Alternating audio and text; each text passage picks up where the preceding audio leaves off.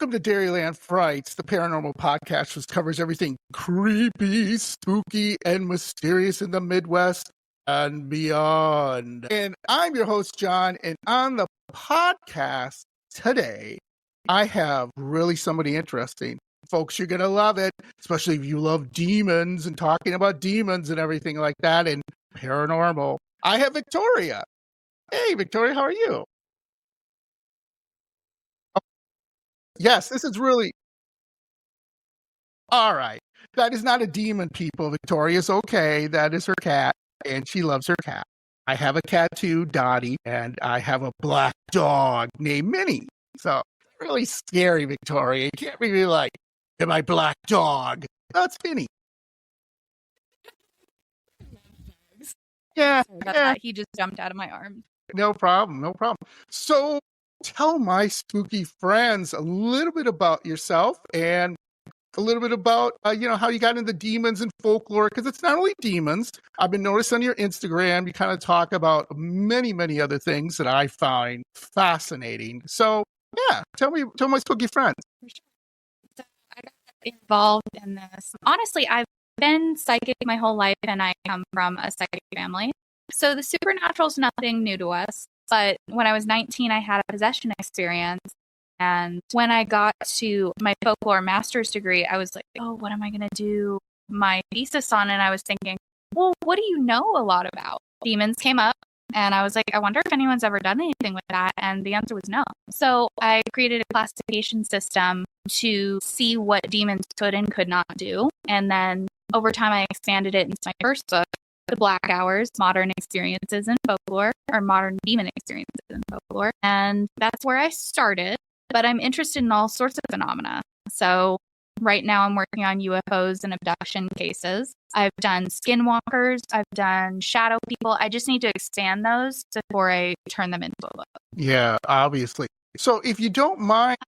We don't know how it started. It just came out of nowhere. Honestly, I was very purist Christian. I didn't touch anything. They said you shouldn't touch. I didn't call it to me. It just, over time, I started to become very heartbroken by various things going on in my life. And it made me weak in spirit. And then something attacked me. And it started with, first it was dreams. It was nightmares about demons coming after me. And then I stopped being able to keep food down. And I had an anxiety disorder that was undiagnosed, it's so much easier to believe like, oh, I just had a nervous breakdown. That happens to people. But there were other things going on too. And then I ended up knocked out by medicine because they thought I was crazy, and they had plenty of reason to think so. I was definitely acting crazy when this happened, when I was in a mental institution. And I was given medicine to sleep because I hadn't slept in a while, which will cause some weird stuff. Yeah. But yeah, I woke up and something else was looking out through my eyes and talking to my parents. And I woke up also randomly a few days later with a cigarette in my hand. I don't smoke, never have. And my glasses weren't on, and I can't see without mine. So it kind of implies that maybe this thing could see without them. Wow. So that's very odd, very strange. And then from there, I had to rebuild my life. And it was very difficult. It took a good 2 years, but you can have a normal life after possession. I always tell people that, because people wonder, oh my gosh, is my life always going to look like this? Is it forever going to taint my life? And it's like, no, that's not how this works. Yeah. It's like it didn't even happen to me. Yeah.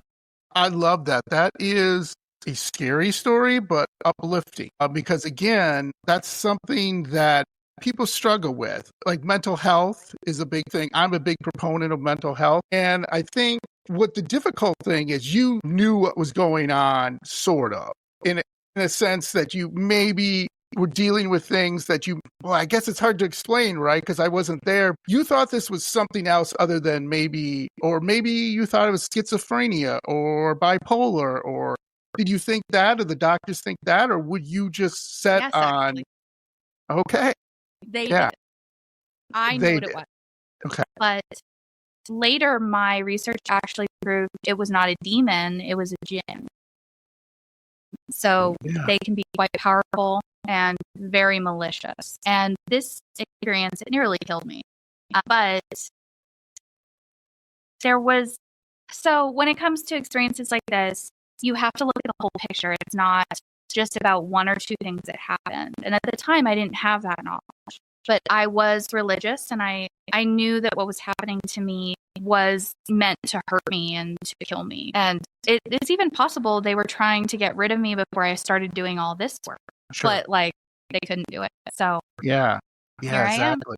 So for my spooky friends, Victoria, explain the difference between I'm not trying to make fun of this, but like a run-of-the-mill demon versus a Jinn. Like, what are the main differences? Yeah, that's a good question, actually. And it's one of the most common I get because it is so difficult to tell the difference these days. We have a lot of people in the paranormal who unfortunately run around saying, oh, it's a demon.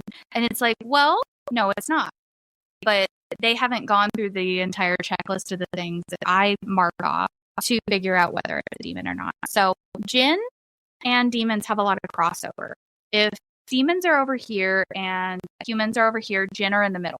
They have similarities to both demons and to humans. They act a lot like humans. They can possess people. They do not show up in the Bible, but they are heavily documented in the Quran, in pre-Islamic folklore. So hard to say exactly what happened. Maybe it was like they were edited out of the Bible, or it wasn't as much a thing. Who knows?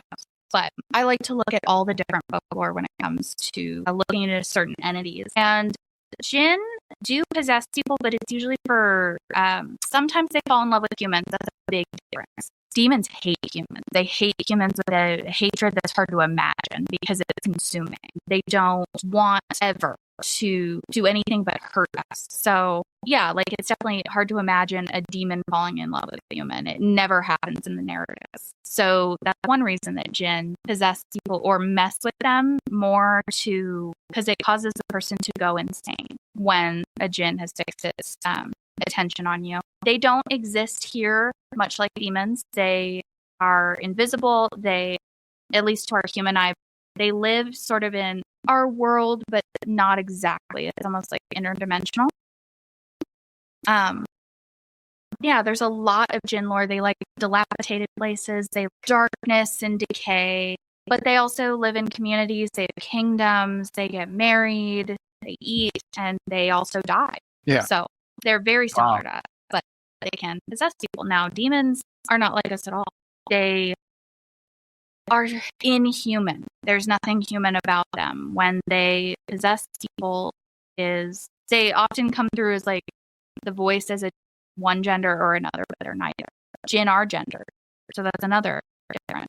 And the way that Jinn possession versus demon possession happens, Jinn possession is a lot slower. It goes on for a much longer period of time, and it doesn't push you to death as much for whatever reason. It can if they're trying to do that. But demons almost always seem to be wanting to cause you to suffer, the people around you to suffer, and then to kill you. So there is a lot of crossover, and it's hard to tell the difference. Yeah. So you opened up a huge question bank, as I like to say, for me. First question would be, you hear a lot of stories regarding young women like yourself who is 19 who are possessed by demons. I have a case very personal to me that I don't think it was a demon, Victoria, but at one time my daughter was going through a lot of stuff like probably you were at that age. She was being bullied.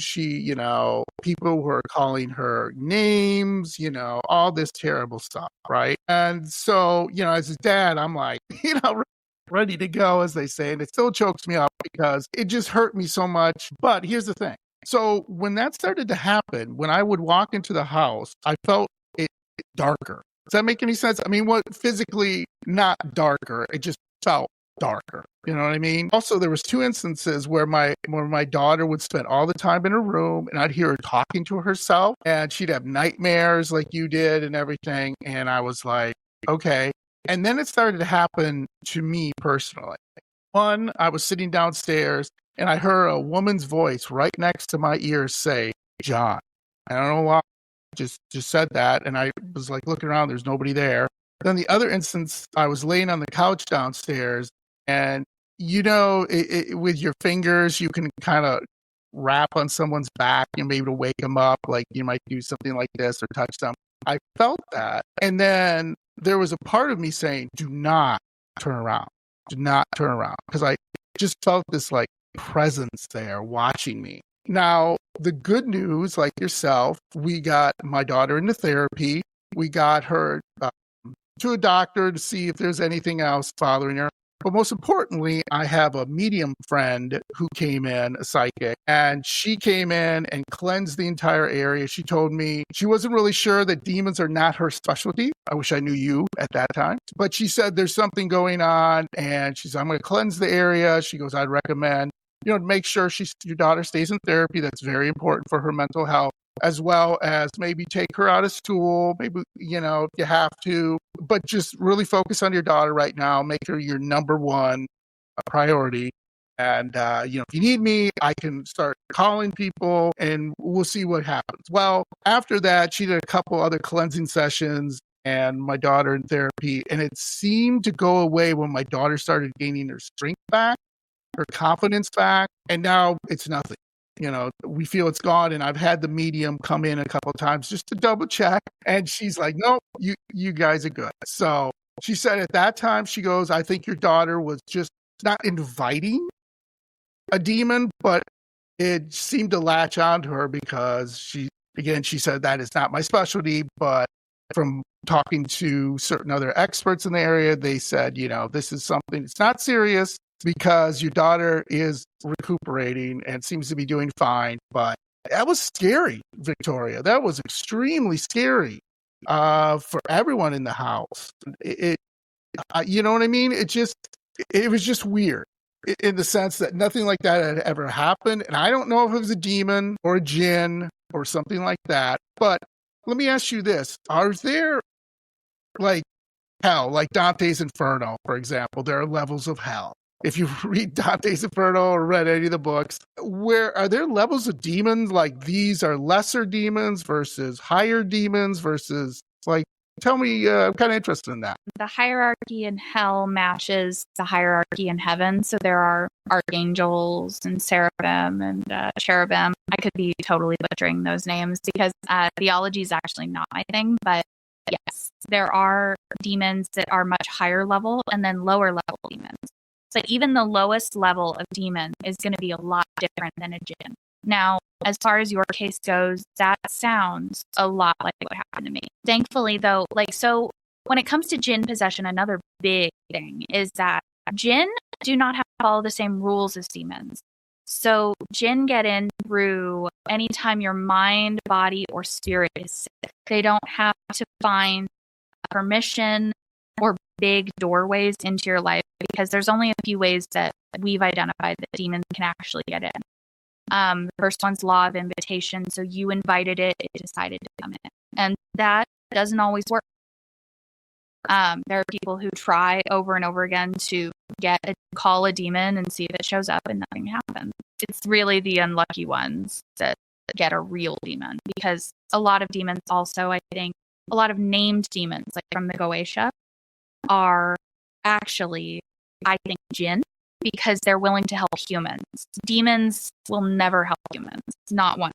So if it's helping you, if you don't feel horrific senses of fear, like it's going to torture and kill you, that's not a demon, at least not the way that I define them.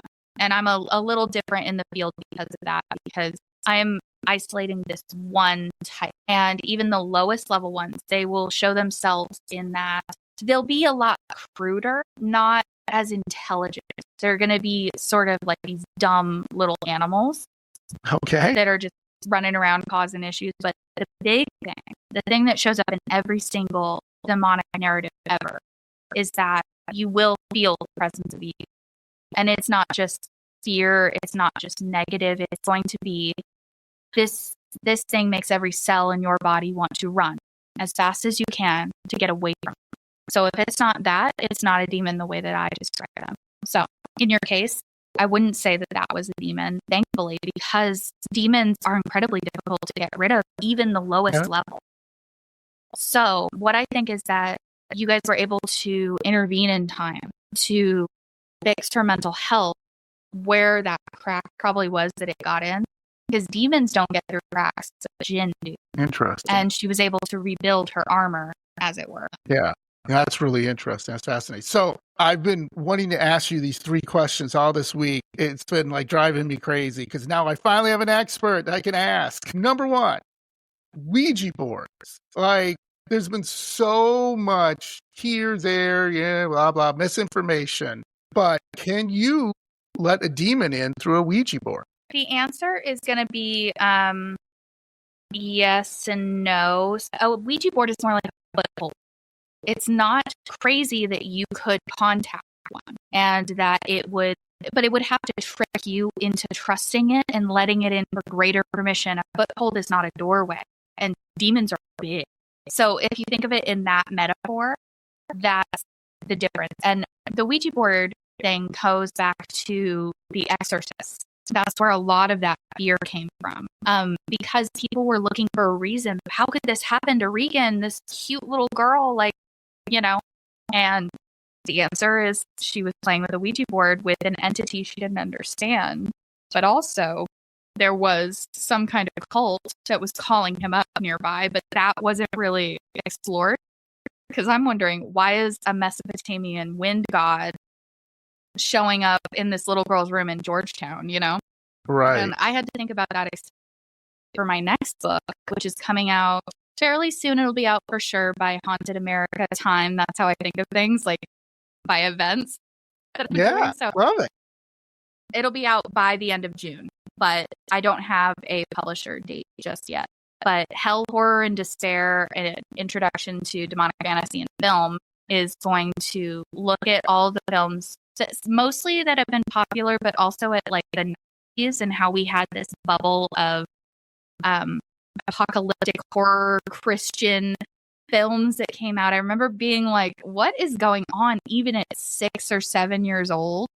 Because that's how old I was in 1999. And being like, what is with all of these movies? And it was because of the Y2K panic.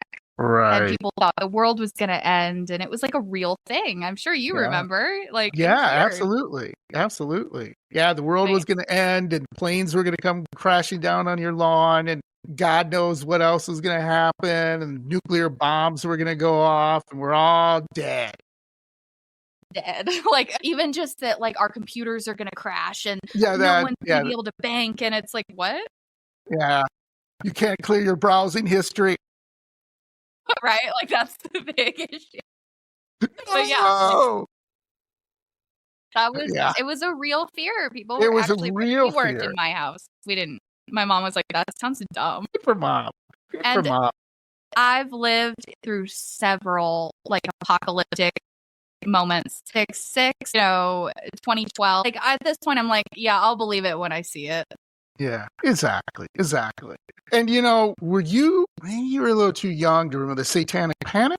Were you? I am, but I had to write about it for this book because everything that happened from the 60s to the 70s, when what's called the unholy trinity of horror came out, so The Exorcist, The Omen, and Amityville Horror, all those movies came out in the 70s, and then that bled into the 80s where Satanic Panic, and then the 90s were sort of like a slightly later offshoot of that panic. So yeah, no, I'm definitely familiar. Yeah, and that's something I want to do a topic on, but hopefully maybe you'd be around that we could do this together, because I would like an expert like yourself who could maybe talk about it a little more in depth, because I always want to talk about it, because again, a lot of that was brought upon by, unfortunately, people seeking attention, seeking money, but over 20 people went to jail because someone said, well, there's a demon, or Satan made me do it, and these poor little kids, I mean, you did the research, these poor little kids were brought in and like, did your dad, touch you here or do that? And the kids were like, I don't, I'm 7 and then they or were whatever. Like, if the kid said no, they were like, oh no, well, they're just repressing the memory. And it's like, yes, they really were pushing this narrative, but a lot of them did believe it. There were, of course, the people who were like trying to grift and make money off of it. And part of that came from like the book Michelle Remembers. Correct. That was a huge part of it, where it was wildly popular because it was the inside look into a satanic cult. And a lot of her stuff, people have gone through it, was actually from movies. And there was a horrific case in Vancouver near where Michelle Proby was living that was like it wasn't widely reported nationwide in the US, but it was reported in Washington. So she took that case, and it was a little boy. He was 3 years old, and he was murdered with multiple exorcisms by his cult father. And it's just horrific. But this stuff does happen, and people do believe this when probably he was acting like a normal 3-year-old. Exactly. Who are known to be unruly, and so it's so dangerous because people do die and people do go to prison if this gets to certain points. Right. Yeah, exactly. And one of the biggest things I've heard about I was reading some research upon basically the Vatican's top exorcist guy. Like, you send him in when everything kind of fails. And he admitted 98% of the cases he goes on has some type of mental disorder, mental challenge, something like that, maybe a lesser demon or whatever. But 2%, even think about that, 2% he can't explain.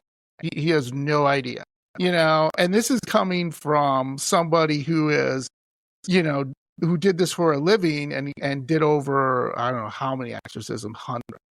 And again, that's fascinating to me too, because even you think, 2% ain't bad, but if you think about it, that's bad. If you have like 100 people, that's still like, a couple of those people are still, it's not good. You know what I'm saying? Like, you still have people being possessed, like you were and other people. So it should be 0, but it's not 0.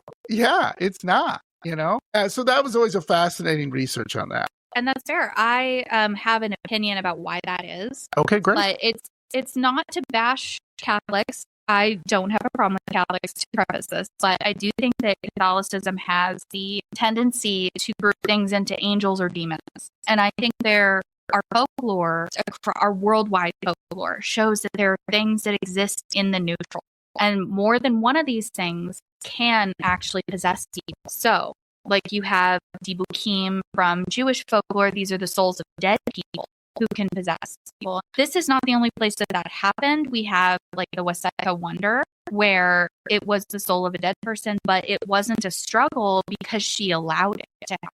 That's why possession looks the way it does. And film overdoes it a little bit, of course, for shock value, but that's why it's such a horrific thing to watch, though, because the person is in struggle and trying to fight off this foreign entity, almost like a virus, and why we all look terrible when we have a virus. Like, our body is actively trying to fight to save us from it. Talking about with exorcists and with Catholics and everything like that, how they put into demons and angels. They tend to think of things in a binary.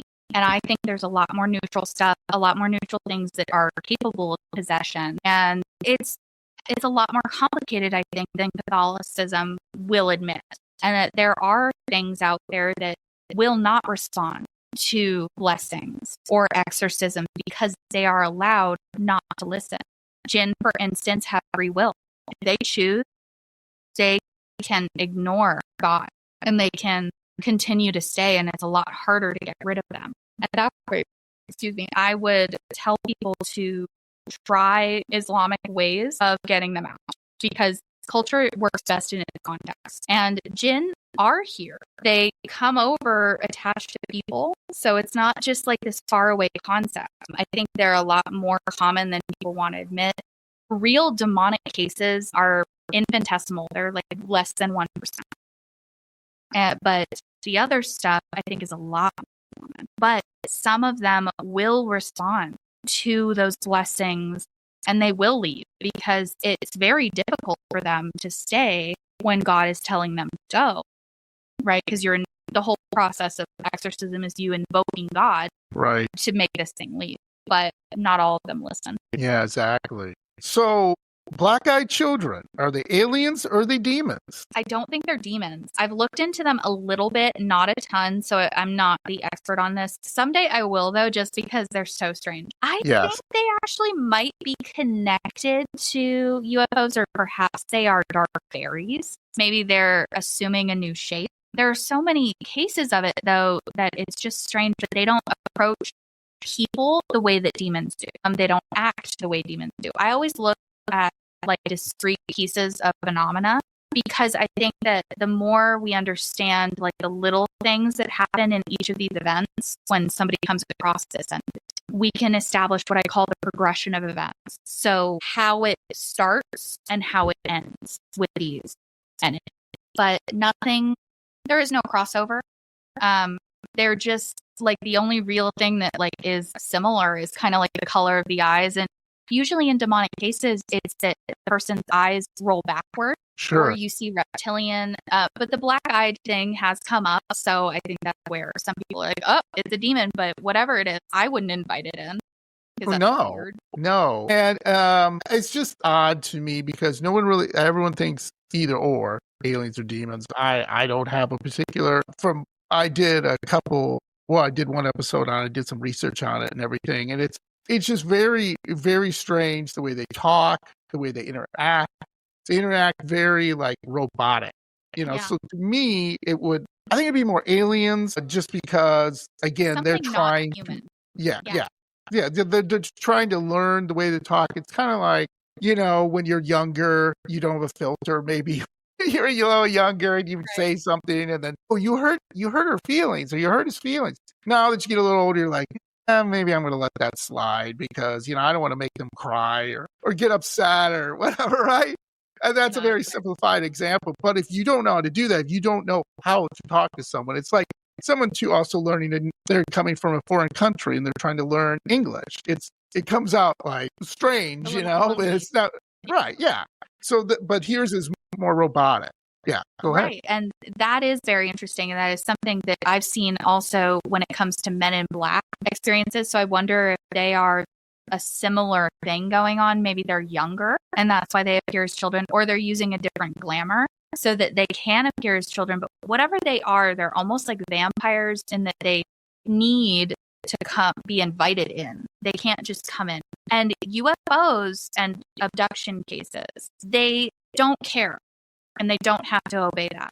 So whatever they are, they seem to be some kind of parasitic thing. Right. Oh, that's interesting. So, it's very interesting. I love how the paranormal has all of these different things going on, but they always have crossover with something else. Yeah, exactly. It's kind of like the root of my work. So. Yeah, and that's so fascinating because like I tell people, to understand the paranormal, the supernatural is a lifetime thing. I mean, no one's ever going to have the answer. I've asked many times, what would it take for someone to believe ghosts are real? It's just not. You know what I mean, Victoria? Like right? Yeah, that's it. Yeah, exactly. I mean, I don't know. I mean, but it's so fascinating in the sense. Also, I love skeptics who bring in some good points. I was just talking. Pardon me? We need skeptics in the field because without them, we will just believe anything, especially true believers. I'm a true believer who's also skeptic because it's just in my nature to be both. I'm not going to immediately think, oh my God, it's a demon, because my research has proved that it could totally be something else. Right? But we need skeptics. We need people who are going to be like, that's not right. Because of this. We need the arguments. But also we need to learn in the paranormal, I think, to argue without contention, argue and more debate and be like, okay, well, this is what I found. Okay, well, this is what I found. You know what I mean? It does get very like, oh, well, I'm the expert and you should listen to me out there. And I'm like, guys, I think you're both wrong. First of all, yeah. But here's my litany of reasons why I think that, Exactly.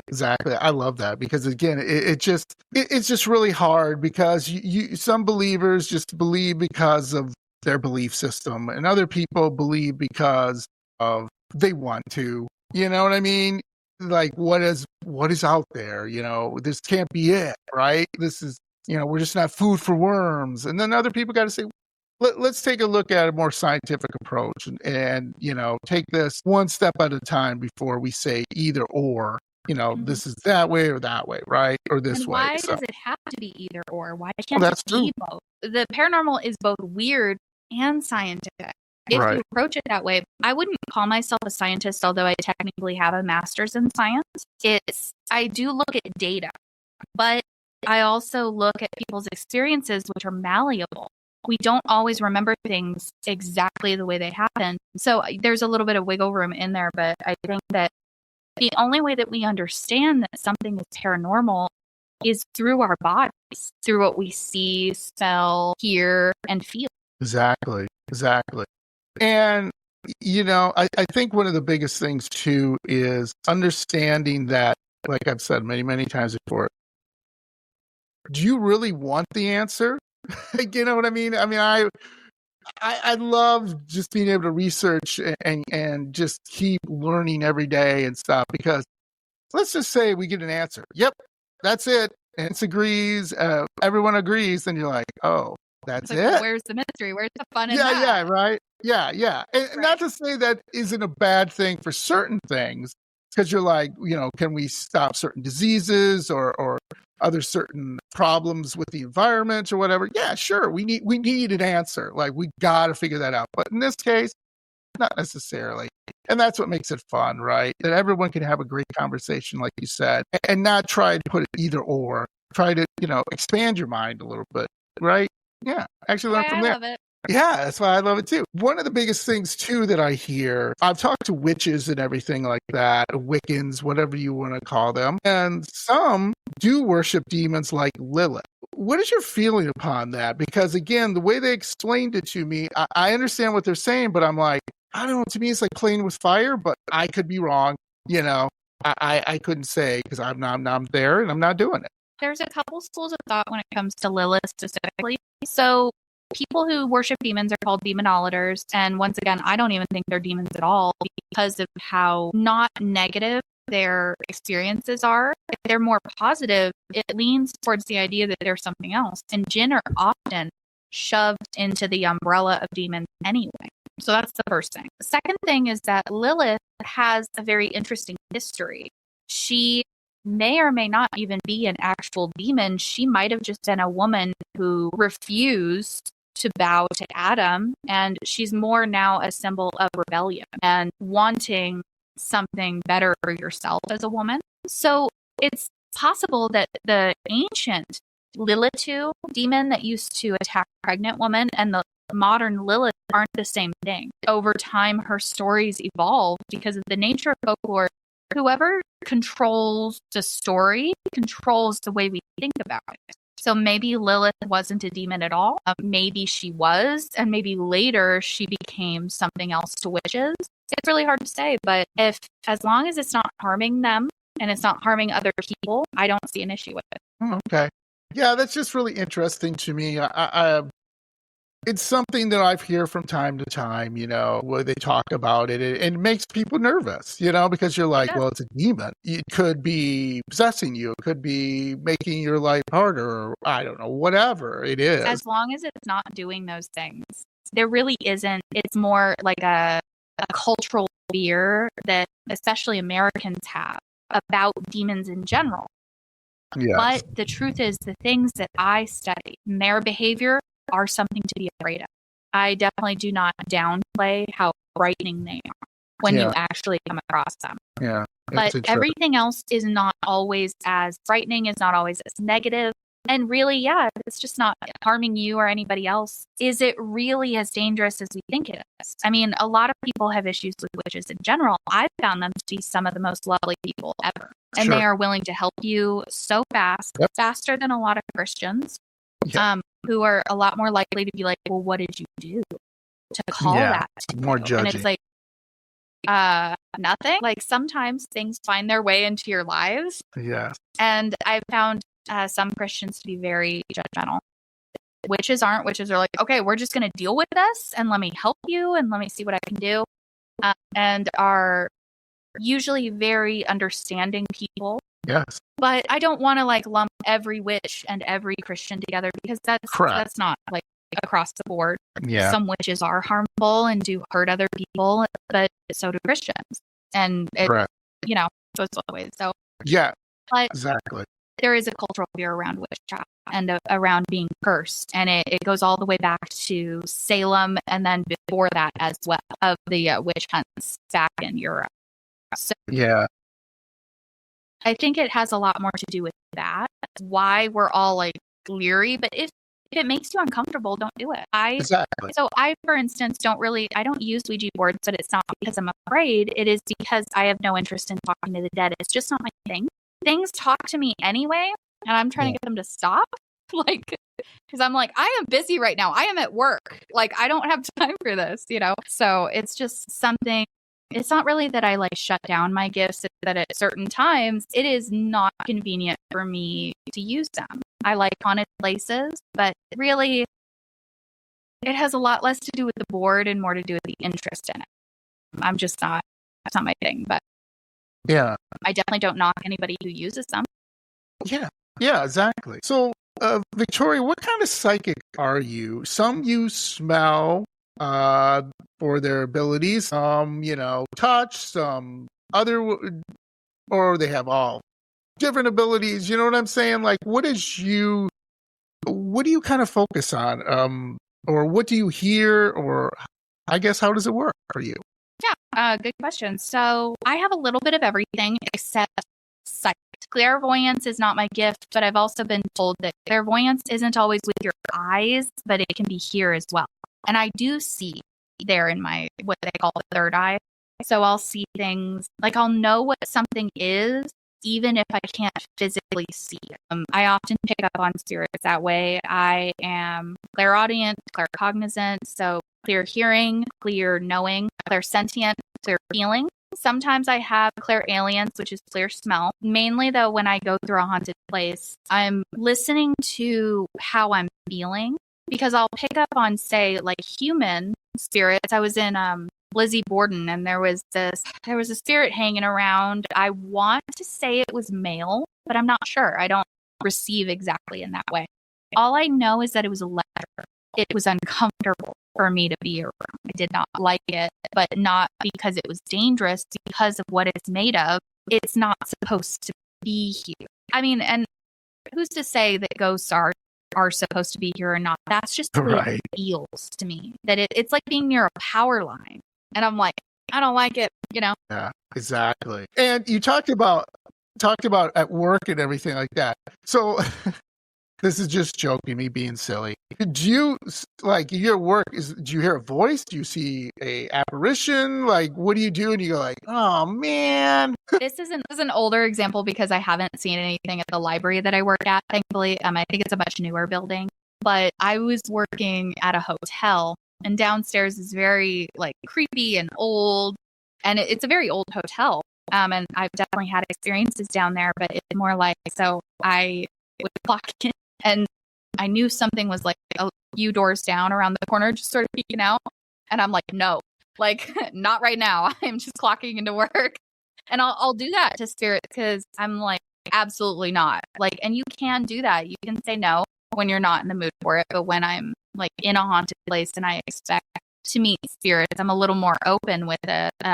It's just that, in certain times I'm not right now. So it was more I could sense it here instead of and feel that it was there. So it's two of my senses were coming together to tell me it was there. Or there was another time, it was in the same hotel actually. And I was doing my rounds. I was working as the night auditor. And it's a pretty big hotel, and it takes about 15-20 minutes to walk the entire property to make sure, no one's around. And I definitely one night got the feeling that something was following me. So it's not, I can hear spirits sometimes if I'm tuned in, but not always. And it'll normally pop into my head like my own thought. Interesting. Yeah. That to me, I've been told by many psychics, many mediums, and maybe you can tell me the same thing, that we all have these gifts. You just need to focus on them, and you may have a different gift than other people to kind of bring them forward, which I find really interesting. I'm not really sure, like you said, I don't want to be going to work and be like, oh man, go away. I got to get this stuff done today. It's a big day. I'm like, I don't know if things going to follow me around and be like, come on, I need to talk to my dad, or I need to, you know what I mean? I'm like, no. We can talk to dad later. Yeah, we can talk to dad later. Awesome. So I love it. Amazing stories and information, Victoria. So let's get to our topic today. These are in Wisconsin. I'm from Wisconsin. And what was funny, when I was doing a bunch of research, I came across these cases, basically, that had to do with forgotten cases about demons. I thought it was just really interesting. Please chime in anytime you want, Victoria, if you're like, oh, that's interesting. I've heard something like this, or I don't know if I'd classify it as a demon. It sounds like maybe there was something else. But here's the first one. Carl Siege.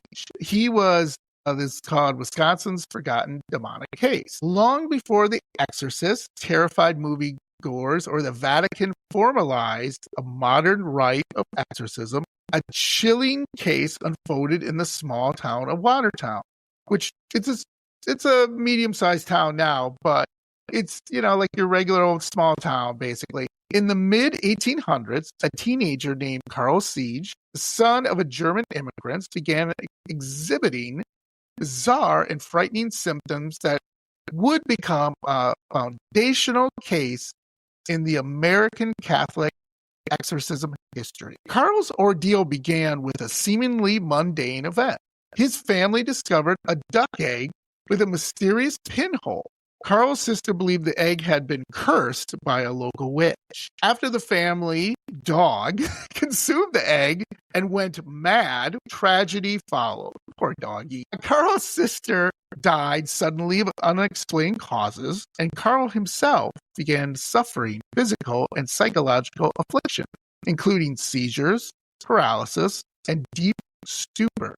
Terrified, the Siege family turned to the Catholic Church and Bishop John Martin Henney of Milwaukee, and he approved a formal investigation.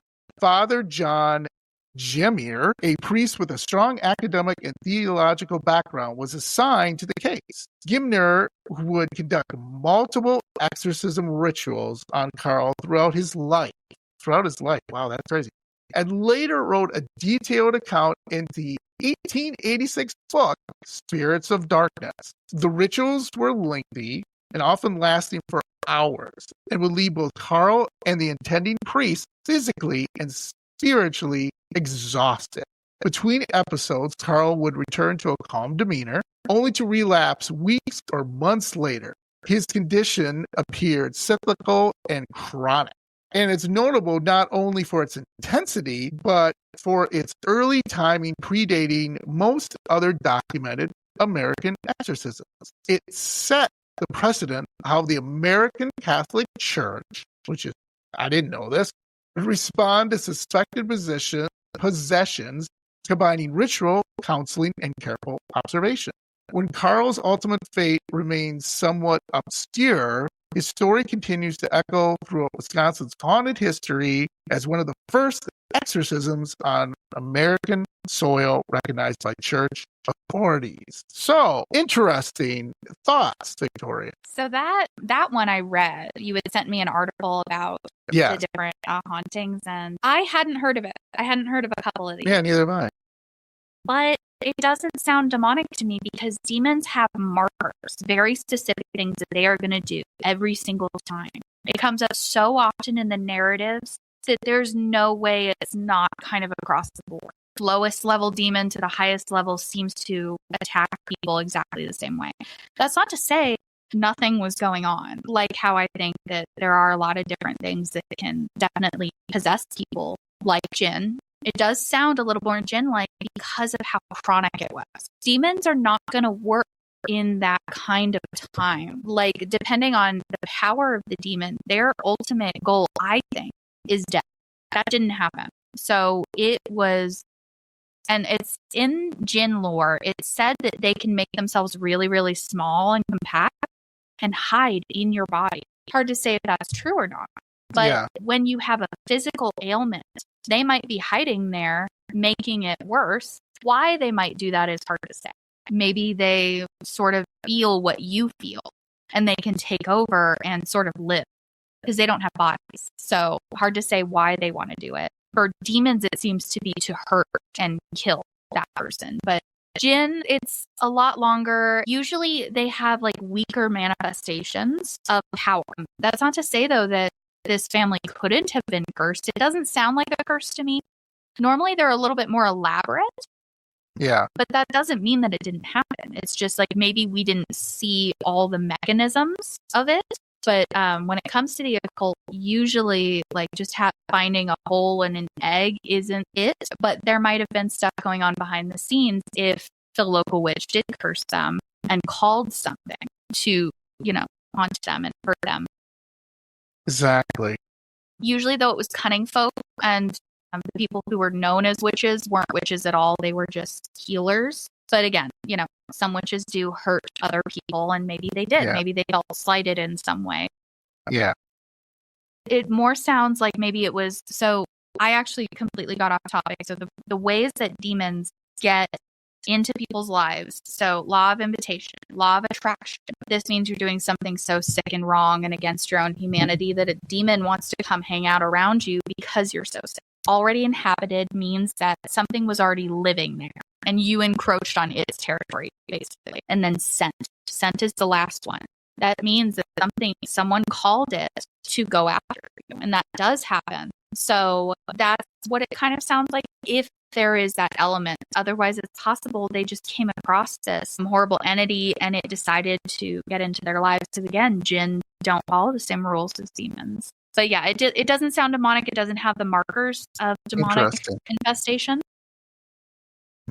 But it sort of responded whenever, I'm sure he felt better after these blessings and exorcisms. So, right. But that doesn't mean it had to leave. And that's also what makes me think it's Jinn, because Jinn don't have to go if they don't want to. Yeah, exactly. Demons have to go. They're bound. Wow. It's just harder to get them to go. Yeah, that's just fascinating to me. Again, I'm learning so much. This is awesome. So the next case here, the last case I want to bring up, there were some other cases, but pretty much the Demon House I did a episode on. That was the one in Gary, Indiana. That's a very famous case. I already did an episode on. Maybe I can have Victoria back on, like I said, talk about that. But this one is in 1854, back in the 1800s, which, by the way, I think was some of the worst times in American history. A lot of terrible stuff seems to happen in there. Not to make light of it. No, I would not want to go back in the time machine and do that. So in 1854, three events plagued again Mother House convent, of the Sisters of Notre Dame of Milwaukee, Wisconsin, located near Knapp and Jefferson Streets. This convent became the scene of one of the most Midwest, and I never heard of this one either, most unsettling hauntings. On December 8th, Mother Caroline Fries heard clawed feet in the hallway and knocking outside the chapel. The chapel's windows rattled, and when she tried to investigate the strange activity in the dormitory, candles and oil lamps refused to light, inexplicably extinguishing themselves. Inside the dormitory, she found no intruder, but instead a bizarre, waterless slush on pillows and inside nightcaps. One of the nightcaps reported to move on its own. Over the following night, supernatural disturbances escalated. A locked room's call bell rang loudly and was seen flying across the room. Loaves of bread vanished and reappeared, floating in the cistern. Hidden beasts shredded clothing and closets. Okay. Candles disappeared during mass and reappeared burning in a broom closet. Pots and pans clanged and were found red hot with no one near the kitchen. Sisters were slapped by invisible hands, bonnets knocked off, and the convent dog vanished after yowling in pain. Poor dogs. We're giving it to the dogs. What's going on? One candidate alone. Yeah, come on. One candidate experienced uncontrollable laughter upon entering the chapel and was suspected of possession. After she was dismissed from the convent and returned to her suitor, the disturbances ceased. A year later to the day, the sisters were awoken by a celestial singing and light in the chapel. They believed they had witnessed a choir of angels. In response, Mother Caroline established a chapel of perpetual adoration where nuns prayed around the clock for decades. So, what do you think? Demon? Okay, so I'm not convinced it's a demon, but I also am not convinced that it's not, because that's a little more in line with what demons can do. Demons can do impossible things. Right. But so can Jinn. So the issue here is that I would need a much more detailed version of that case on the notes on it, like of the phenomena, which probably doesn't exist. Like, was there the horrific stenches that are known to follow demons? Did we have the feeling of evil emitting from this place? Those things seem to be absent from the way it's reported. It doesn't mean it didn't happen, but sometimes these things don't make it into people writing things down. Maybe it's just sort of assumed, but it's the stuff I look for. But it's closer to what demons are going to do. They are going to wreak havoc.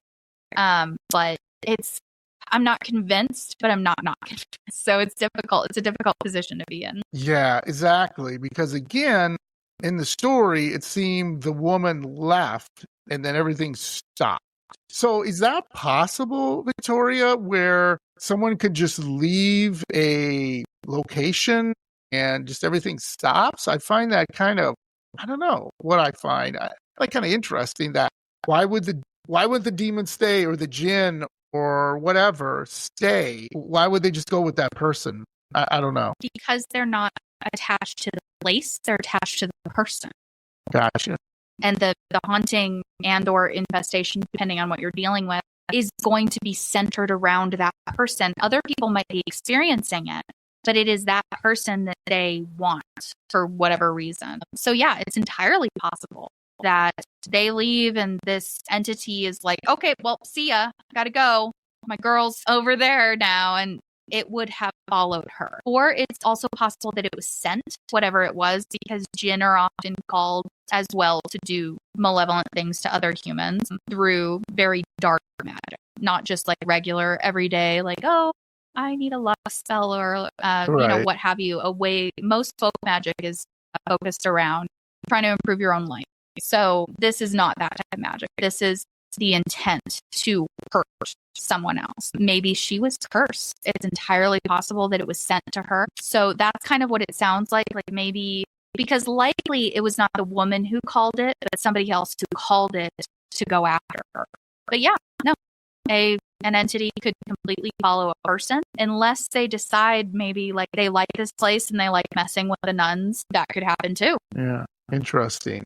Yeah, and you hear stories like that and everything from time to time where there's nuns or priests being, I don't know, kind of possessed or tortured or, followed or stalked or whatever you want to say, just kind of mess with them and everything like that, which I find fascinating that someone of that, I don't want to say power, but you know what I mean, that has a very strong belief that in God and Christianity, that, nothing's going to harm me as long as I, have these, what do you want to call it, talon of a cross or whatever, but it seems to come through still. So that is like, why is that happening? That kind of blows my mind, right? Yeah, and it's a good thought to think about. But my theory on that is that, and it's not really even a theory, it's not my own, the people who have the greatest faith are the ones who are attacked hardest, because it's not really, like, if you really think about Satan as, the aggressor and all of that within Christianity, would it really be a boon to the devil to take a person who already had very low faith, or would it be a boon to the devil to take the one who had the most faith, who would have died before not believing?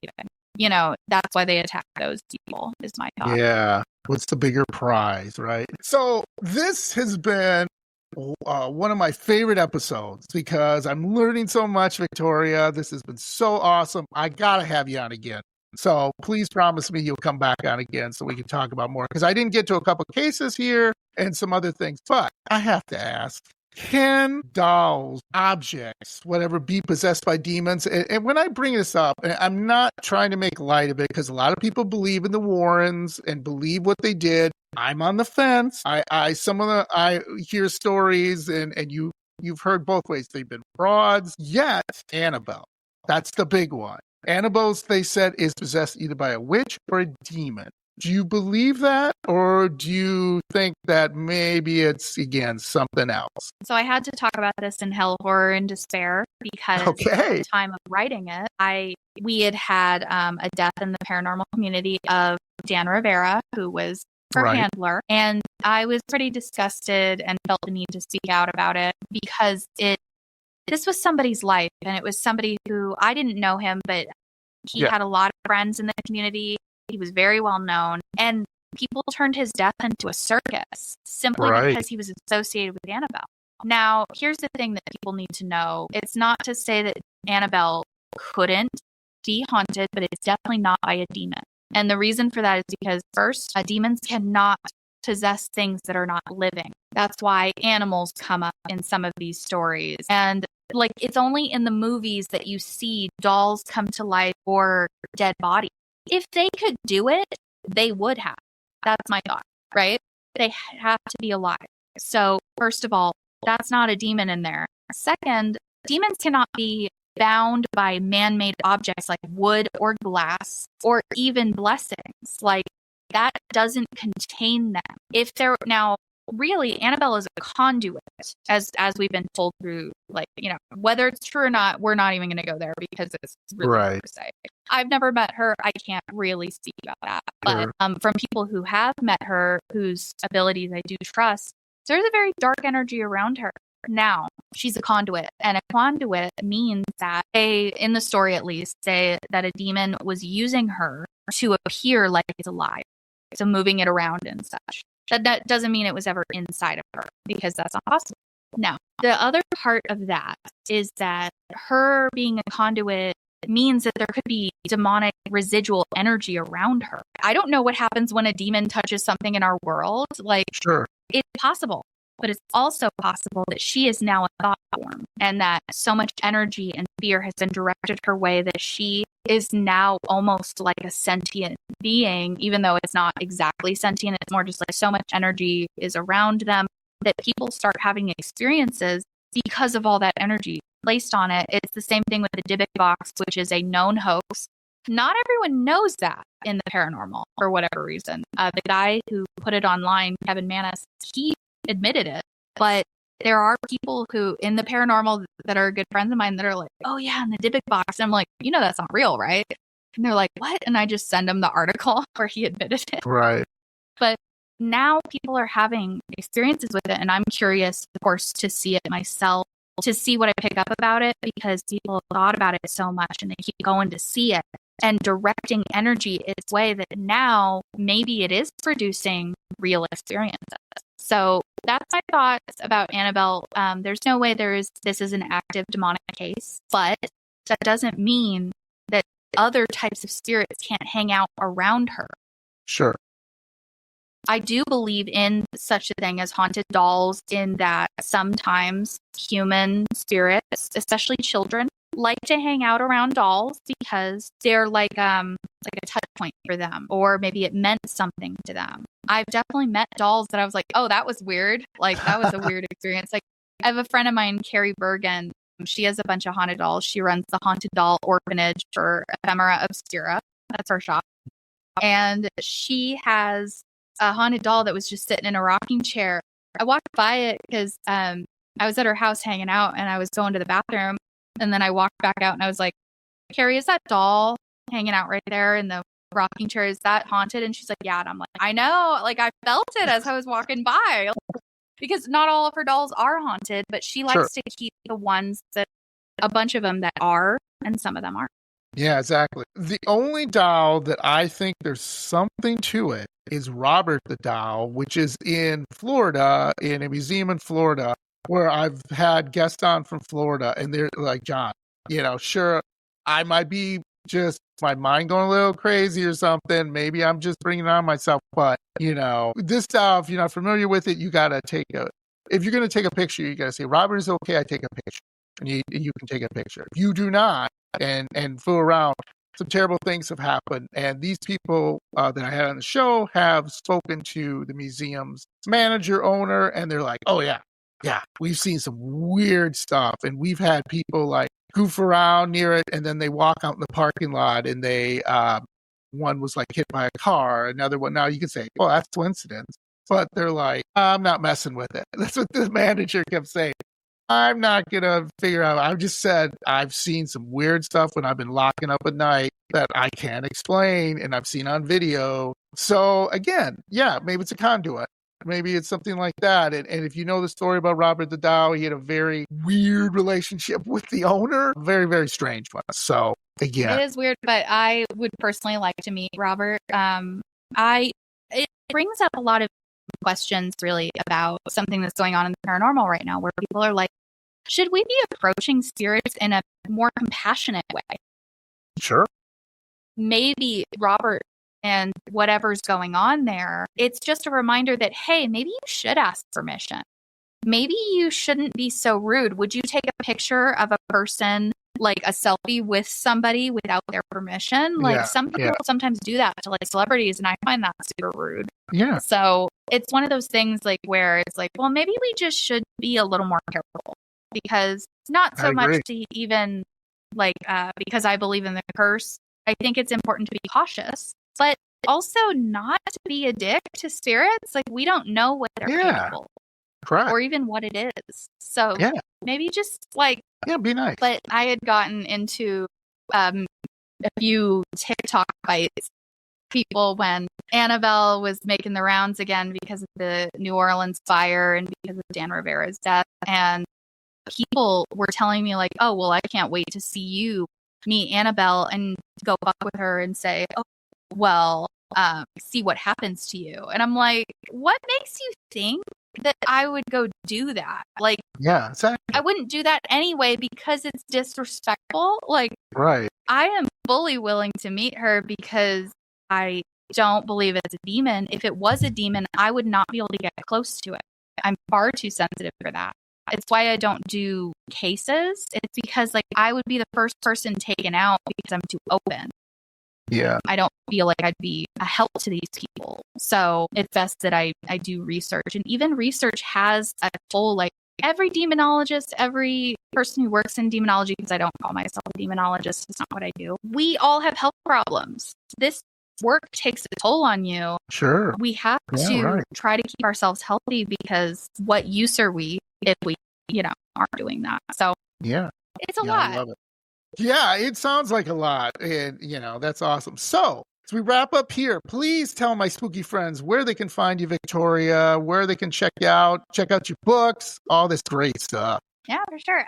All of my stuff is under Demon Folklorist, one word. And I will have to send you a link because for some reason, when you look it up, you can't find the Shopify where I have all my books. Maybe it's a demon. Who knows? Trying to stop me. Yeah, you never know. But for whatever reason, you need the link itself to be able to find it. But that's where I sell my books. Hi, Salem. This is Salem, everybody. He's my boy who does not like the camera. But anyway, yeah, so that's where I sell my books. I also sell issues of Morbid Curious where I wrote an article for it. So, yeah. Awesome. And we're going to have a whole bunch of other spooky, like, cutesy Halloween things on there. My mom is a quilter, and she really she actually made the quilt behind me. You can't really see it, but there's like ghosts on it. Right. That's awesome. I love it. But yeah, we're going to be selling her creations too. Great. Yes. And don't worry, folks. I will have all Victoria's links up there. You can go check it out, and please, do your best to show her some love, And again, if someone would have and I always ask permission for this, if someone would have something they want to talk to you about regarding a demon or something, like, could they do that, let's say on your social, or what would you prefer? Yeah, absolutely. I do consult with people, especially if it's like they have questions or there's just somebody they want to talk to about an experience. I am fully open to that. I just tell people be considerate, and the best place to find me is at demonfolklorist@gmail.com, just because I don't really like to field that sort of thing on my Facebook unless it's from my Demon Folklorist page. That's really what it was for. People mildly stalked me after my thesis was published. And so my personal Facebook isn't really for that. But yeah, you can always reach out via email. I'm happy to talk to you. But again, please don't be rude. I have had people be rude to me who don't believe in folklore. And I'm like, you're talking to the demon folklorist and you didn't think I was going to bring in some folklore. Yeah. So I'm not going to tell you it's a demon for your ego unless I really think it's one. And even then, I'm not one to get involved. Yeah. I can point you in the right direction, maybe towards different teams that I know of who will come in and record the phenomena and even bring in like people who are going to help. But that's not what I do. I provide information and I provide it for free because I think the paranormal world is too full of grifting. Yeah. But, you know, it's part of the job. It's just that, I have gotten people who were really rude with like my alternative explanations. Yeah. Don't do that, folks. Like we talked about here in the podcast, if you're a skeptic and you want to have an open conversation and a clear, nice, kind conversation, have that. You know, that's bring up your points, be respectful of one another, and, you know, maybe agree to disagree. There's nothing wrong with that. Again, and you're allowed not to believe. That's okay. You're absolutely. Yeah, absolutely. You're allowed. Yeah. So I believe in demons. I believe in Jinn. I believe in all of it. Yeah. So like I am willing to engage with skeptics, but also just be aware that nothing you say is going to make me not believe. There's too much phenomena and evidence in people's experiences that these things are real. So sorry guys, you're not gonna change me. Exactly. That's all good. We love that.